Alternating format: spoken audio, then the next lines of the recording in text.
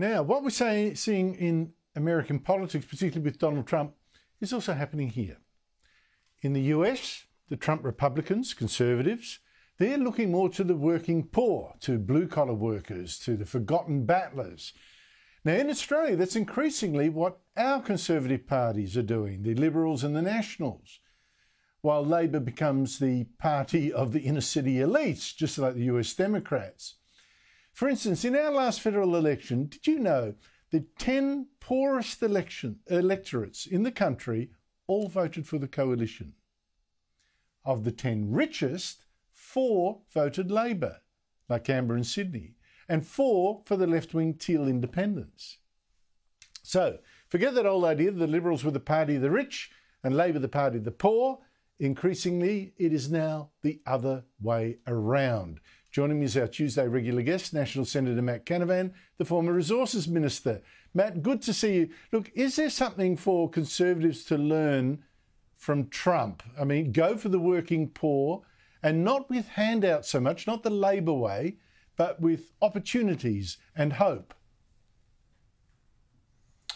Well, yes and no. I mean, I think this is a lesson that we should have learned before, long before Trump.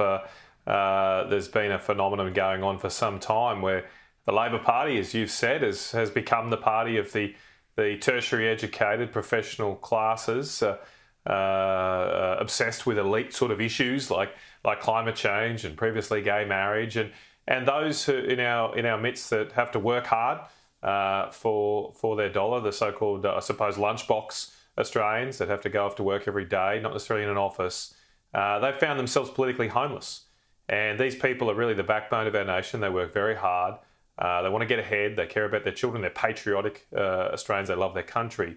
And they haven't felt like they've had a home. Many of them have been lifelong generational Labor voters. And there's a real opportunity there. It should be some political party, some political movement should be representing these great Australians. And I think Tony Abbott did that with Tony's tradies long before Donald Trump came on the scene. And we've seen a similar phenomenon in the UK.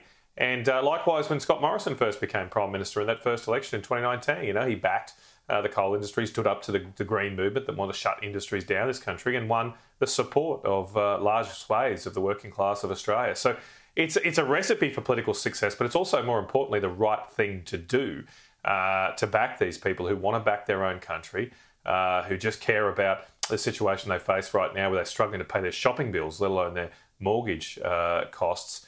And there needs to be a political party for them. It's why I think we should scrap the net zero targets, because what's happening in Canberra is all the departments, all the bureaucrats, including the 30,000 more Labor's hired since they've been in office 2 years ago, they're all focused on a climate change target.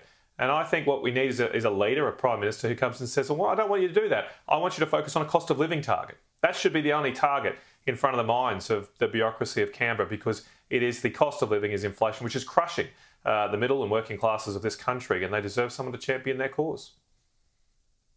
Well, I think backing you up on exactly that point is the latest poll in the 9 newspapers. Now, that shows the coalition increasing its support, so it's now 50-50 with the Albanese government after preferences. Even more interesting, Matt, is that Labor's primary vote is now at just 28%. I mean, that's incredible. It's the lowest level since the election. And the message seems to be 55% of people are saying, well, look, they expect the cost of living to get even worse. They're under pressure. 30% are saying they're paying more than they're earning. I mean, that's a dreadful figure if true. Doesn't that tell you that this government is in huge trouble? Well, they just aren't presenting solutions for people. I mean, the problems are very clear and present. Underlined by the statistics you've just shown, that most Australian families are really struggling right now. Yet the government continues to talk about climate change, like changing the temperature of the globe. I mean, what is this? I mean, what's that got to do with helping people balance their budgets this week, especially when China and India are just allowed to emit whatever they like? The government had spent all of last year and spent hundreds of millions of taxpayers' dollars on a divisive change to our constitution, again, which would have made no difference to the average struggles of working day Australians. So that's what they need right now. That's what the Australian people are crying out for. And I think Peter Dutton is showing that leadership with backing nuclear power, something brave and courageous, at least a solution of some type.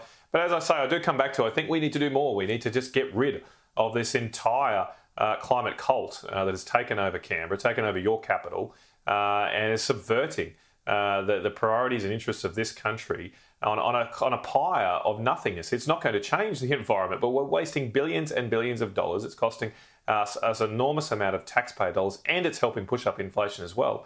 Let's focus on using all our energy resources, like coal, like gas. Let's get out of these international agreements that no other country is adhering to, and focus on the people of Australia and put this country first.